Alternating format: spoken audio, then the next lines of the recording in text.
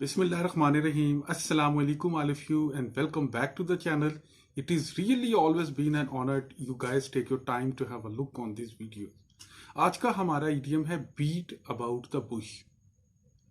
देखिए beat about the bush ऐसी situation में इस्तेमाल होता है जब कोई शख्स टू दी पॉइंट बात नहीं कर रहा होता, वो इधर उधर की बातें कर रहा होता है या मतलब की बात या जो बात करने आया है या जो बात करनी चाहिए उससे हट के बातें कर रहा होता है या एक्टिविटीज कर रहा होता है और आपके पास टाइम नहीं होता। और वैसे भी बिजनेस में लोगों के पास टाइम नहीं होता या आम जिंदगी में भी कोई इधर उधर की बातें लोग कम ही सुनते हैं।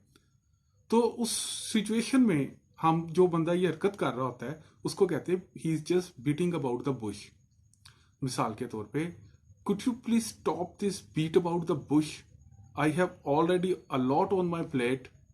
इसका मतलब ये है कि आप प्लीज ये इधर उधर की मारना बंद करेंगे, मेरे पास आगे ही बहुत कुछ करने को है। मतलब ये कि मेरे पास टाइम नहीं है इधर उधर की बातें सुनने का, आप प्लीज इधर उधर की बातों को स्टॉप कर दें। या मैं ऐसे भी कह सकता हूं, could you please let on the line, I don't have time to this beat about the bush, please stop beat about the bush, could you please let on the line.